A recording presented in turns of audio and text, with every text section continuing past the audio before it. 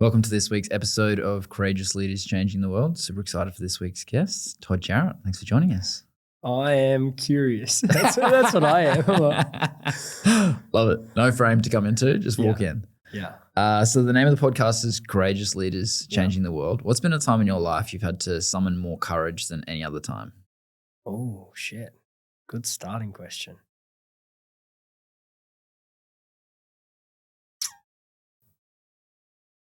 I'm going to give two because I'll cheat. Number one was with my physical health journey when I'd been told that the medication was the only thing that could save me, doctors' terms, surgeons' terms.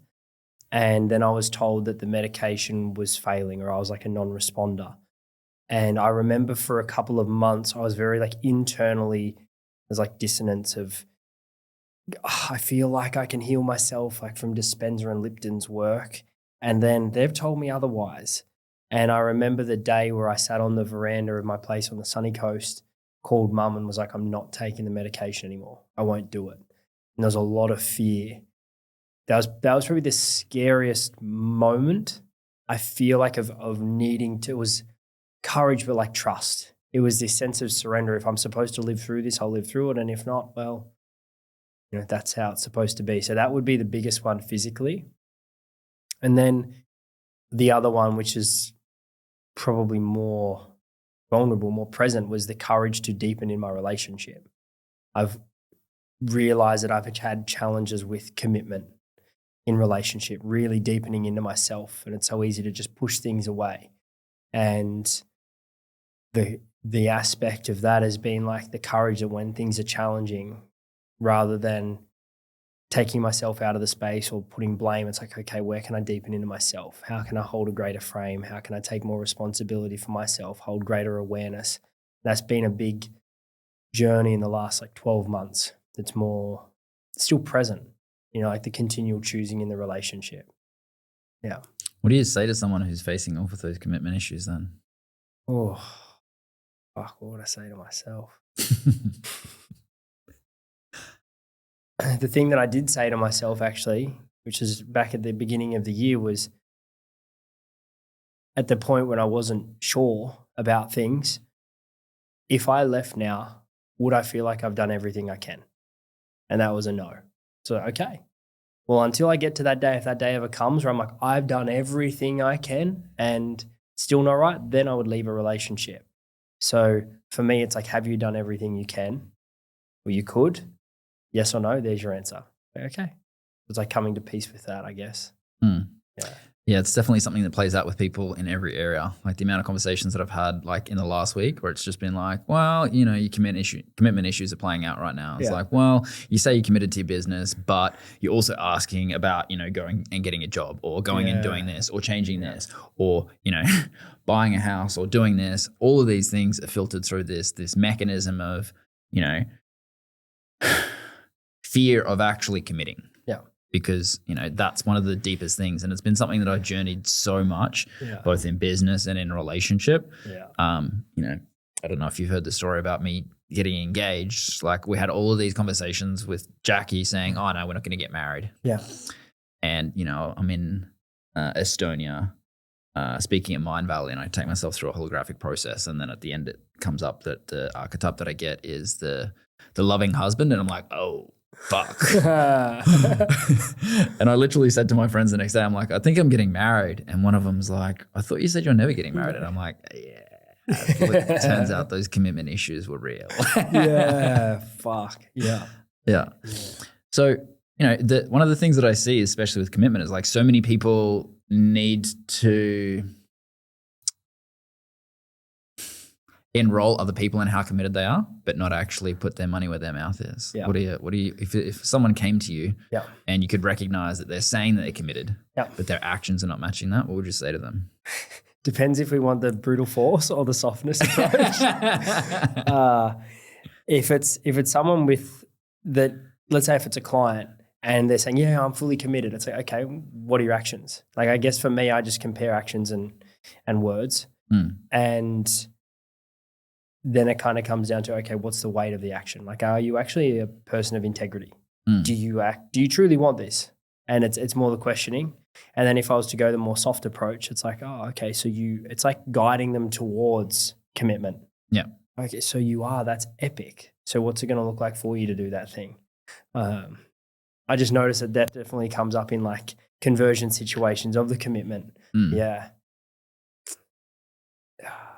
We were actually only talking about this morning on a call, was like, I feel as though not necessarily with commitment, but with people in breakthroughs, there's like two ways of going about it. There's like if you keep tapping on you've got the egg and you're tapping it for someone to have the breakthrough and they're not having it. I just go, sometimes you got to fucking smash the egg. And then you can like work with the things there.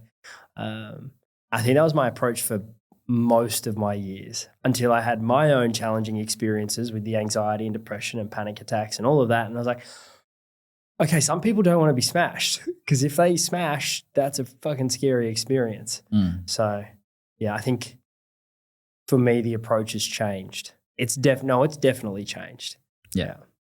I can see that in myself as well. I remember back in, like 2019 and stuff, I'd go to Conscious Leaders. Did you ever see Conscious Leaders stuff around? Why have I heard of that? It was run like here, Brisbane, Sunny Coast and stuff like that. And there were a few people that were just absolutely scared shitless of me. Yeah. Because if you like came up to me and had a conversation with me and I saw something, it's like you're going to get a punch in the face with what I'm going to say. Yeah. And yes, I have definitely learnt to be more soft and many times as part of that as well.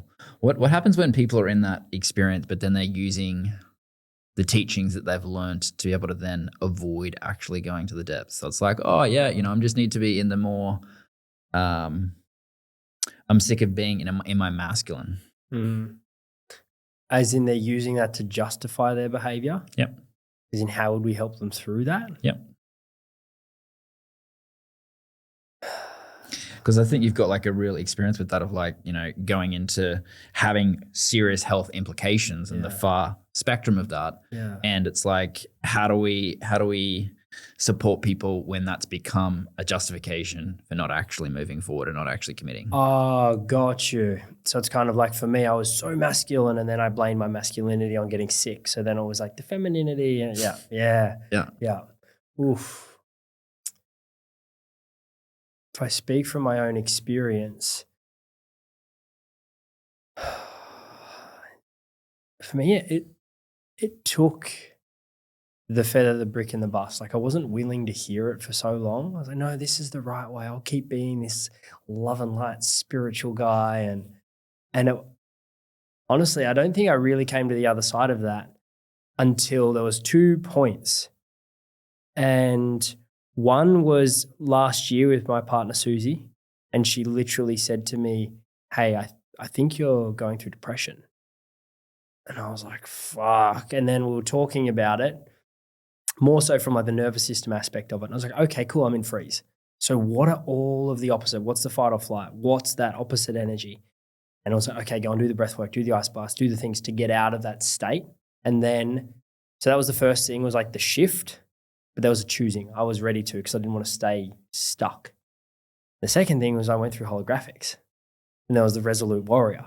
That's been like an anchor for me since, like the resolute fucking warrior. Like when things are challenging for me, or I feel like I want to go back down into that energy of, I wouldn't call it victimhood. It's like a passivity, a being passive. That it's like, okay, what's the resolute warrior do? If he already knows the outcome, what are the steps in the process? So it's one of those moments where if someone was presenting to me and I was coaching them, and kind of like feel where they're at, but what's kind of like the leverage points for them. For me, it was, I don't want to be stuck. Like I didn't want to remain where I was. And I was able to acknowledge that and know that I had a different outcome that I wanted, which is a part of like coming to holographics and having that experience, was because I knew that there was things I needed to be working on based on where I was. So people justifying their behavior, like it sounds like a kind of like a bypassing, really. I noticed the forceful part of me come out again. So I got people in my head right now. There. The people are in my head. I'm picturing them. Like, don't use names. This is public right now. For me, it's questioning. I guess the way I coach things is through question. Like and I know you know this too, we can see it clear as day, but if we tell them, it's like, yeah. But if you can question them and get them to that insight themselves so they have their own breakthrough, then they're like, oh, wow, I worked this out. So if someone was giving me that kind of bypassing, it's just asking the question so that they can realize themselves. Yeah. Yeah, I love that. Yeah, I often just ask, what hat do you want me in? It's like, do you want me in the coach hat right now, or where it's going to be absolutely brutal? Yeah. Or do you want me in just the soft, loving, questioning hat? Yeah. And you kind of pointed to it perfectly in terms of like creating nervous system resilience. It's like you want to be able to develop your ability to be able to shift from one nervous system state to another, recognizing when you're in freeze, because what most people do is they're like, oh no, I can't be in fight anymore. I've been fighting for so long. I've been doing it for so long. I can't do that anymore. And it's like, well, no, that's applicable in certain times and places. And your ability to be resilient in your nervous system is your ability to be able to change and apply the nervous system to the task that you're doing. Yeah. Which most people don't recognize. It's like, oh no, now I've learned about the nervous system. I can't be in freeze. It's like, well, it serves a purpose. Yeah. How do you work with people to be able to develop more nervous system resilience? First thing is the awareness. It's like I like drawing things. So I'll draw in terms of like the window of tolerance, the green, then the red is the fight or flight on top, or the sympathetic, and then the blue down below in the parasympathetic. And basically my whole thing is, okay, cool. Notice I use like somatics with it. So noticing what it feels like to be in green zone. Okay, cool. Kind of track that, map that. Let's go into red. What do you notice there? Cool. What's it feel like in blue? And then once we start to notice that, it's like, cool, go to that edge. And we've spoken about this before, like the doing feeling. It's like, notice what brings you into the red, feel it, create safety there, whether that's through like a resourcing hold, whether that's through a somatic process or a parts process. Cool. Okay, created safety for it. Now are you feeling more green? Yeah, I'm feeling green again. Cool, you've just expanded. Same thing. So it's basically like moving them into like exposure therapy. Move them into that bit of discomfort, notice it, create safety for it, whichever applies to that person, and whatever tool is required.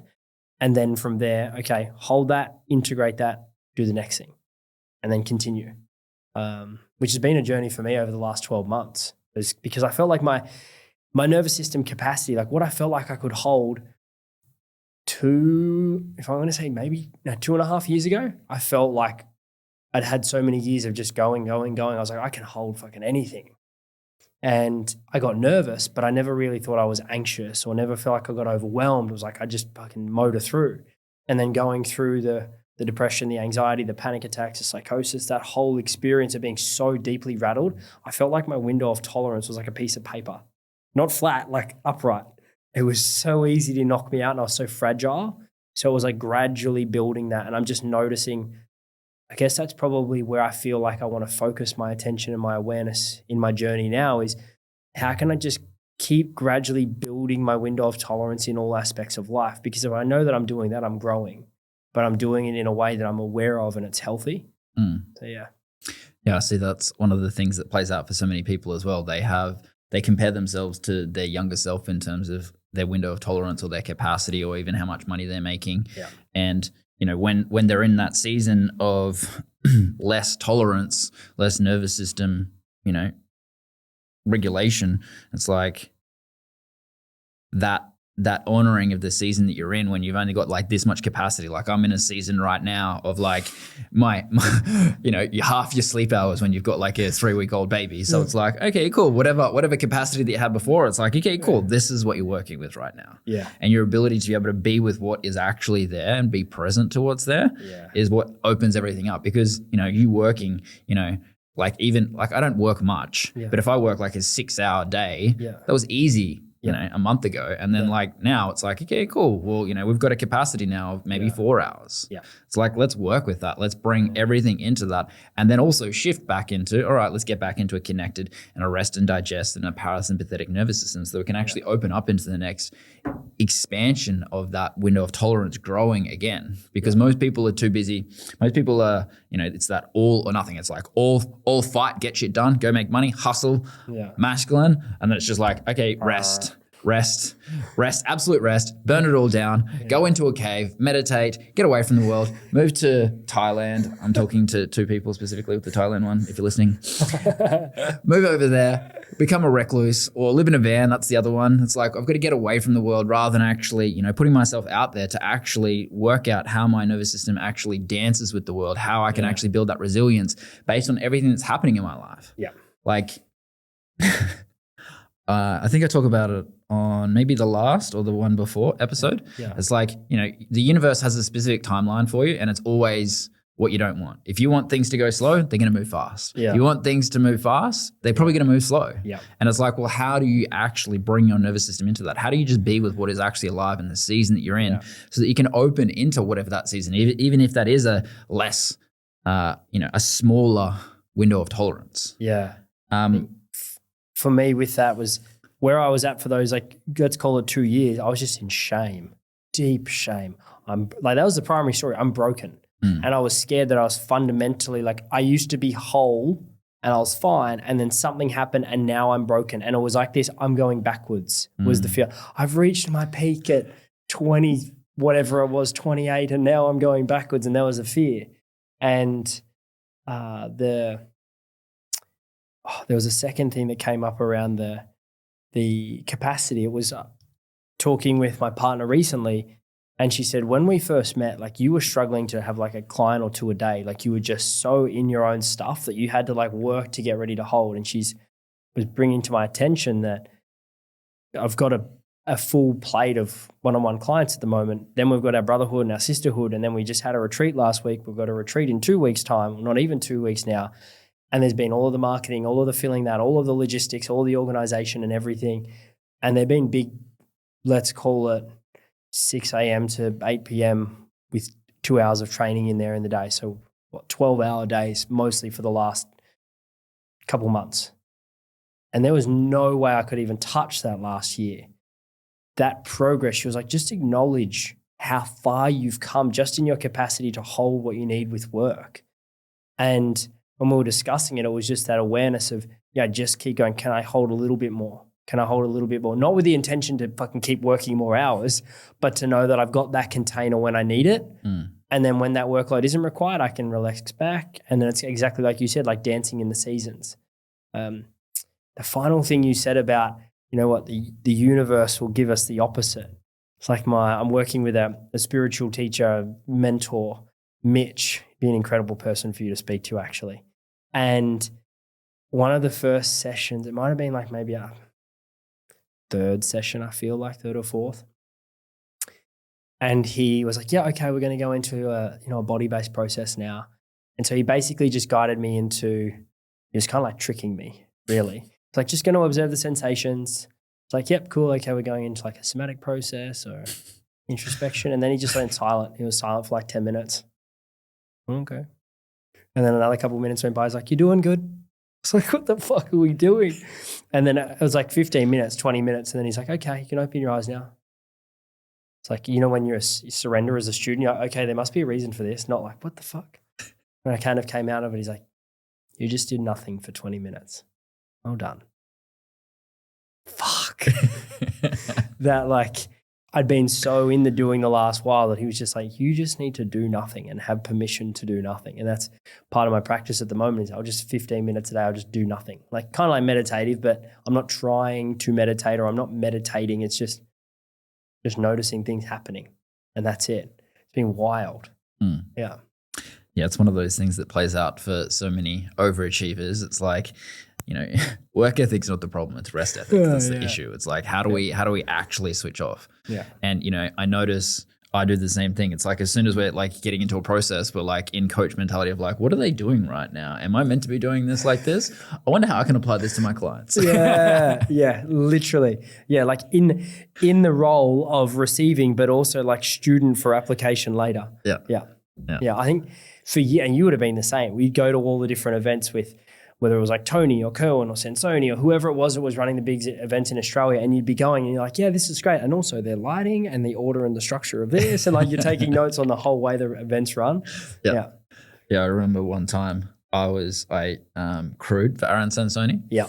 And I like show up to crew. They're like, all right, so got to be here at 5 a.m. to set up the room, all of these things. So I'm there at 4:30, lining up, and then all of these people that are employed by him are like just doing their job, and they're like, all right, Cody, can you go and do this? And like literally, I would run. Yeah. It's like there's no like just like walking. It's like running mics. It's just like as soon as I see that he's about to take chairs or something, I've got the mic and I'm running down the front already. He's like this guy's onto it. Yeah. And at the end of the day, they're like, bro, do you want a job? Yeah. And I'm like, no fucking way. You couldn't fucking pay me to do this. Yeah. I'm getting all my lessons of how the event is run. Yeah. That's how I'm getting paid, but I'm never doing this again. Yeah. It's like I would not settle for an hourly rate if my life depended on it. Yeah. I'm going to get all my lessons. I'm going to apply that to all of the things. Yeah. And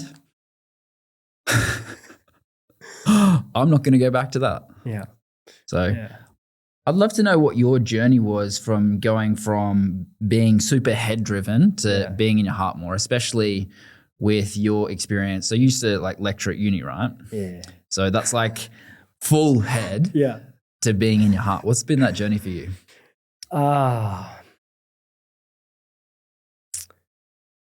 feel like there were like stages. I think there's a couple that people can choose and a couple I wouldn't recommend. The first one was like with the health thing when the doctors told me I had the 24 to 48 hours to live. That kind of fucked me up in a really good way because it gave me perspective of what really matters in life. So that was a shift of my values, I feel, and my frame of life. But then the moving from my head to my heart, I feel like I became more caring through that journey. When I was really unwell, I couldn't use my masculine. I couldn't do for like 12 months. I was basically bedridden for late 2019 through 2020. And through that time, I didn't even have much energy to talk too much. So like my grandparents would come around. I'd just say, hey, I'm going to lay here and can you just tell me stories? And I just learned how much it meant to other people to share their story. So to just hear people. And I don't necessarily think or feel that brought me more into my heart then, but it brought me more compassion, which was again another step, and more selfless attention. Because before that, it was pretty much everything was about me. And then when we started running the breathwork stuff on the beach, which later became the Cool to Be Conscious on the sunny coast, noticing how impactful it was to give people like a slow 3-breath hug and the regulation. I was like, oh, okay, this is helping a lot. And I think through that time with Rue and Rye traveling around, they were a lot about like love, be the fun. So it was a lot more play and that softened me. And then when I was working with a mentor of mine, which is, I'd already been we've spoken about Hawkins stuff before. I'd been reading his stuff for years, but he'd been studying his stuff, let's call it 25, 30 years. And he was a big piece of it, talking about, when we're talking about the scale of consciousness and the intention to love. But it's really interesting.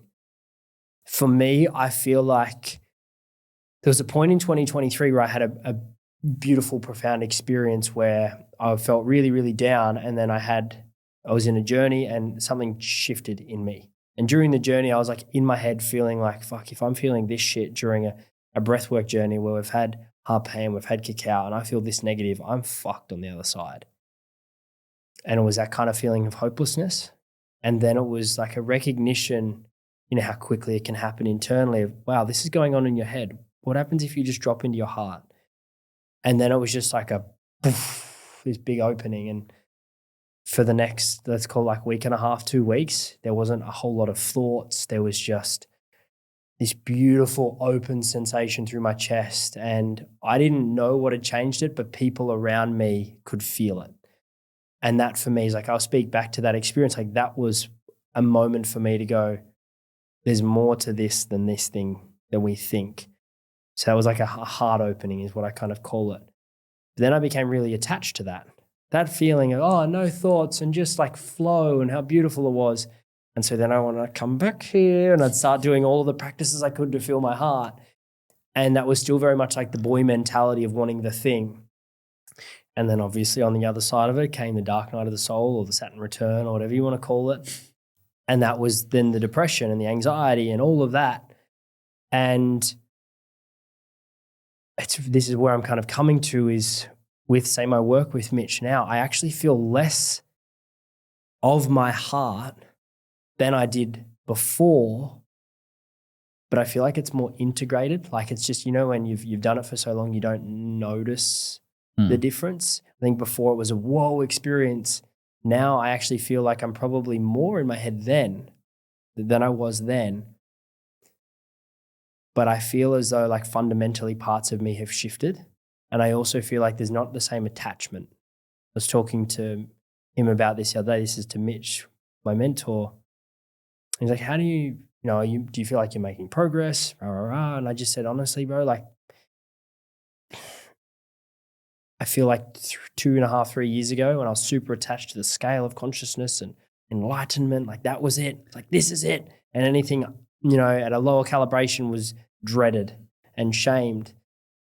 And after I went through the challenging period, like of the depression, the anxiety and the panic attacks and the psychosis, all of that, I was at a point where I was like, if I can just feel like flat line again, I'm all right. Like, just let me not feel like I don't fucking want to be here and I'm good. And so then it's almost like that helped me come into acceptance, like of letting go of a big goal, the attachment. And so now it's kind of like things happen and I'm like, yeah, cool, it'll leave. And it might come back and it might not, and that's fine. So I feel like spiritually speaking, I feel like it's been a maturing process, which is actually closer to the path now than it was, because it'll be what it'll be, which is the whole thing of letting go. But it feels less than it did because I was making it such a big deal before. So yeah. Yeah, it's interesting that journey that we go on from, it's like that, taking it from, the high static kind of states to making that the new normal that we experience. And, you're kind of speaking to the journey that we all go on, which is, that spiritual bypassing journey where we use the concept that we've learned to be able to create the same thing again in most instances. It's like, oh, okay, cool. I'm going to learn about breath work because I use breath work to regulate my nervous system. And it's like, okay, cool. Then everything that you do all day, every day is like breath work, which then becomes the coping mechanism to actually stay in your head. Yeah. And, that's the journey that we go on. We recognize that as soon as we start to get into, personal development, we recognize, I've transcended my ego. Congratulations. You've just graduated to a spiritual ego. You've just started to learn how to spiritually bypass and use the concepts that you now have learned through spiritual practices to be able to then perpetuate the entire system. Fuck yourself again. Yeah. That's what we all do. Yeah. And that's a perfect, experience of it, of how we actually start to create that new level of normal, because that's ultimately where the magic is. It's not about the heights. It's the same in business. It's like not about what the record month is. Yes, that's important to expand that out over a period of time, but it's also like, what's the new normal? What's the normal that's coming into your bank account every single month in, month out? Yeah. Because what we're looking at doing is, yes, we expand the heights, but we also want to expand out the capacity to be able to create a new normal. Yeah. That's ultimately what we're doing with most healing. It's like, how do we create a new normal where it's a deeper level of safety in our nervous system, regardless of what's playing out externally, regardless of whether we're getting hate projected on us for our Facebook ads or whatever it is, or, people, trying to take the frame when we're running an event, whatever it is, all of those things, it happens. How recently have they? It's just the ongoing things of my life. I always laugh. I saw one this morning when people are like, people get triggered on my heart, obviously, but the other thing is like, people on your ads always say things, and I just laugh because they've just commented on it, so they're going to see it more. Yeah. I don't think most people understand that. Oh, yeah. It's like, okay, cool. You just commented on this thing. It's like, oh, how have I gone my entire life without having snake oil or whatever, or something like that was the comment. And I'm just like, congratulations. You just signed up for more snake oil, apparently. Congratulations. Oh, fuck. It's classic. Yeah. Do you, well, we've shifted now. Do you find that the people that are most resistant when they break through have the biggest transformation? There's a couple of dynamics to it. Yeah. So there's the intensity of the resistance and the duration. Yeah. So, when people come and do our holographics work, especially when they're like older, like we've had like 70-year-olds do it, and the conversation I normally have is like, well, how long do you want to live? It's like you got another 10, 20, 30 years, or you're going to be here for 2 or 3. Yeah. And, you know, my frame with that is with those people, it's like, well, I don't want them to get to the end and have not gone through it. Yeah. It's like they've, in many instances, I remember we had one guy, he'd done all breathwork certifications and all of these different things. And then he says, I saw my father for the first time in 50 years. It's like the level of breakthrough in that when something's been going on for 50 years is huge. Yeah. And another huge breakthrough is the level of resistance that you have to something. Yes. Like you see all the time, happens with me. People are like, oh, I was so triggered by you. And then they're sitting in front of me wanting to work with me. Yeah. It's like, well, that's good. Hi. Hi. I'm here now. Yes, I've always been here. Yeah. Reflecting back to you all of the unhealed stuff that you've got. Yeah. So yeah, I look at it in both of those dimensions, duration and then like intensity. Yeah. So a break, because normally what happens then people use that concept to be able to then judge their breakthroughs. Yeah. Because it's like, oh, well, I'm only in my 20s. Yeah. I'm only in my 20s, so I can't have a massive breakthrough. It's like, well, no, it's different. Yeah. It's different. Yeah. Because normally what happens is there's the younger people typically feel like they're broken because they're not as broken. Yep. Yeah. My trauma isn't enough, or I haven't been through. Yeah. Yeah. Yeah. Yeah. Yeah. So when it comes to breakthroughs, that's the way that I look at it. Yeah. And it's that ongoing, that for me, it's just that ongoing meeting of what's coming up. Yeah. It's like, well, what's the thing that's coming up for you? What's the next thing scheduled to be loved? Yeah. Every single trigger is just the next thing scheduled to be loved. It's the next thing that's brought forth to your attention that you get to be able to look at. And eventually what happens is if you don't heal it in that place, you get the feather. Yeah. And then you get, the punch. And then you get the Mack truck. Yeah. That's the thing. Life is going to service all of those things unendingly. Yeah. What's been that thing that's, right now bringing forth more courage from you? Ooh. I got 3 things. The relationship, and I feel like that'll probably be an answer I still have in 30 years' time. Yep. So that's the first thing. Courage to deepen and hold when my shame wound is active. So like the retreat we had the other day, my beautiful partner being there, and then it coming up that like I wasn't supporting in the way that was needed. And I'd obviously clarified before the retreat, or not obviously. For me, I had clarified, I'm facilitating. I'm leading here. This is my frame. I love you, but us, that will come after this for the next 4 days. And then during the retreat, that popped up. And so there was frustration, and then there was also the shame wound of, fuck, I'm not doing enough. So I was grappling with that while leading the event over the 4 days. And so that was a new dynamic for me. So the courage to be in that and continue to lead and allow that to actually be a vulnerable share if it arises. Like the take us off the pedestal, we're all doing our best. So that. Another aspect where I'm required at the moment or stepping into more courage is around the brotherhood wound. That's becoming more present with being able to step deeper into brotherhood. Like the deeper we're going, then what the new thing comes up. And there's things that I'd never really identified with before in the past that have popped up with the brotherhood wounds of not fitting in or not being liked or not being manly enough or not, whatever it is, insert the story here that's popping up. And noticing that, okay, really fundamentally it keeps coming back to school, and primarily in high school when I went back to the local country town school I went to. So that. And the final thing in terms of courage would be the courage to keep expanding with the events and the retreats. I learned, do not run 2 big retreats within like 3.5 weeks of each other when you need to fill them and do everything as well as the logistics. It's a fucking lot. So that's been a learning, and it's required me to step up and step into myself of like, okay, how can I do this better? How can I be better with the time that I have to get all that needs to be done? So yeah. How do you,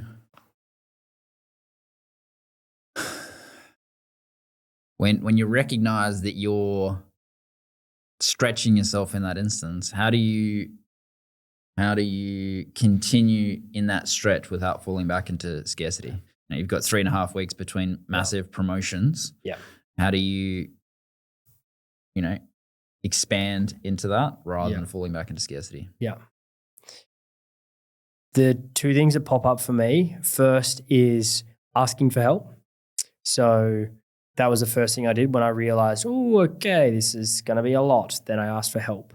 So that's getting staff to take on more of the roles that I thought I needed to do. So that was the first thing.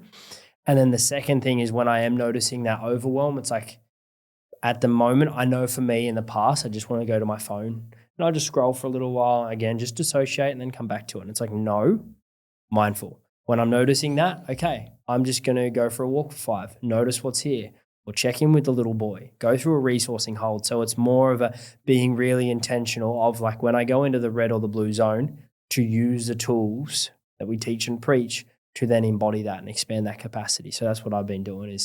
That's been a big one, like day to day is resourcing hold. When it feels like a lot, it's like, okay, what's the little boy inside need, or what's that trigger need right now to be held to create safety to move through? Yeah. I've been reflecting on something recently. It's like, business is easy compared to relationships and parenting at the moment for me. It's just like, in business, we often seek this deeper level of certainty. Yeah. And, it's like you get into parenting or you get into relationships and it's like, there is no certainty. Yeah. It's going to be that ongoing journey of all of those things coming up. As soon as you think you've, created a deeper level of connection, it's like, well, here's the next initiation. Yeah. Yes. Fuck, man. That sometimes I feel like what's the word? I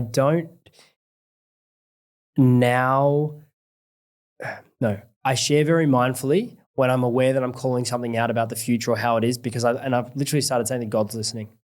God's listening. And I'll be like, if I've said, hey, this thing's going great, because I've had this thing, and it's probably a confirmation bias too, but in the past where I'm like, things are going great. And then it's like the next day, fucking bang, that exact thing just shits all over itself. And I've gone, did I cause that? Was that me being too confident about it or attached to it? And so now I'm like, things are going really well and I'm aware that they will change. It's like, let it down gently. So that has been like wild, especially the same thing with relationship. It's like, oh my gosh, we've deepened, we've gotten to this place, and it's like the next day, poof, grenades. Okay, next test. Righto, what's needed to be walked through or deepened through here? So, yeah, I love that. It's for me, it's about understanding the distinction between appreciation and gratitude for where you are, comparative to like, oh, I've made it. Yeah, like that pride sort of thing. Yeah.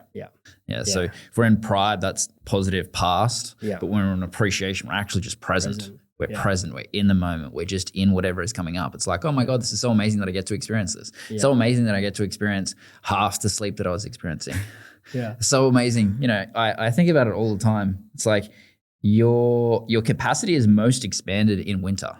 Capacity is most expanded when shit hits the fan. Yeah. When it's all fucked up, that's when all the growth occurs. People are like, oh, it's amazing. Like you're scaling, you're doing all these things. It's like, well, yeah, that's great. That's a product of everything that's occurred over the last 6, 12, 18 months. Yeah. And, the greatest growth occurs when shit's falling apart. Yeah. It's like I was saying before we started, we had a 3-day event booked, and it's like, Jackie's water breaks, and it's like, okay, cool. Well, here's the decision point. It's like, do you choose to run the event knowing that she might not have the baby during that time, or do you choose to be with your partner? You kind of had to have both. Well, that's the thing, because as soon as you have that conversation of like, oh, I've sold people into it this week, like literally the day before, I'm selling people into it, telling them how their life is going to be changed forever, selling them on the vision, doing all of the things. And then the next day you're like, well, actually, it's not on this weekend. Your life will be changed soon, but not now. And, it was an interesting journey to recognize that. And what it came down to was like, and what am I choosing? Am I choosing to avoid the discomfort of having those conversations and having to potentially refund people? Or am I choosing the birth of my child? Because as soon as you start to get to that, in my mind, I'm like, this is fucking lose-lose situation. I do the event and I fucking lose with Jackie. I don't do the event and I lose money. It's like lose-lose situation. And, you know, I love talking about how we play games, especially in our holographics event. So I'm like, all right, I'm just going to fucking, you know, integrate my own fucking teachings with this bullshit. Put your money where your mouth is, Cody. Play the game. Yeah. And I'm just like, all right, well, you know, what am I choosing? I'm choosing to be able to play this game over here of a deeper sense of connection to my partner and my child. I'm going to be running a billion other events in the next few years. Yeah. And how many children am I going to have? Yeah. Well, Jackie wants maybe more, a billion too. Maybe a billion. I don't think so. Jesus. But then it becomes a very, very simple choice. Yeah. Doesn't make it easy, simple, but not easy. Yeah. And, you know, part of that is recognizing, you know, how we fall back into, you know, we have the same, you know, overachiever and winner mentality. It's like when we're on, it's just like, oh, I'm going to fucking win now. Yeah. And, you know, there's certain contexts where that's great. And, you know, in relationships, that typically doesn't go well. Yeah. One of my recent reflections is like, you know, everything that I get, recognized for in coaching is the thing that my partner hates the most in my relationship. Yeah. It's like all of my skills of creating breakthroughs and transforming all these humans and coaching and all of these things. It's like the world's throwing money at me, all these accolades, all of these things. And then as soon as you bring that into the relationship, she's just like, don't coach me. Don't coach me. Yeah. Literally, the thing before you were saying that was like our greatest strength is also our greatest weakness. Yeah. Depending on the context. Yeah. Oh yeah. Yep. 100%. That's a journey to walk, isn't it? Yeah. Especially when, well, at least I know for me, the knowing of where I do my work from, and the same thing for you, is how much we care. And you invest so much time and energy and money to build the greatest skill set you possibly can to help in the greatest way you can. And then the person you love most is like, no. And you're like, what? Huh? No, I'm okay. Deal with that. That's yours, not theirs. Yeah. It's been really cool, I guess, also. The truth of that, if Susie's listening to this, which she will, she's fully aware that, like, she's been like, no, I really appreciate how much you care and how you coach and what you do. Like, let's bring that in and work on things together. So, yeah. I will just note that, because otherwise she's like, you throwing me out here? Like, no. Yeah. What do you know, in beginning to wrap up, what do you think is the advice you'd give to people who are facing off with doing something that they've never done before? They're in that experience, doing something they've never done before, and they have the opportunity to be able to choose courage. What advice would you give them? As in, like, the intersections in front of them, and they have the old path or the new path. Yeah. Like, because most people recognize exactly that they're at that point, and they stay at that fork in the road for a long period of time, right? It's like, I recognize I can go here and I can go here, and they're just standing there. Yeah. First thing if I was guiding them through it, I'd be like, okay, what's your body say? And what's not the thoughts, not what your head say, like, what's it actually feel like in your body? Do you notice, is there a fuck yes feeling and nerves?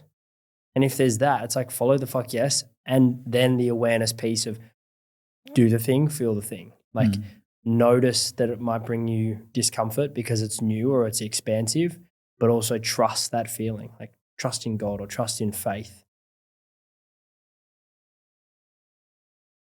That guidance, the feeling that you have within you is from something far greater. And when you trust in that thing far greater than you, far greater things than you've ever experienced will come forth. Love it. I think that's the perfect thing to wrap up on. Thanks for joining us. Thanks for having me.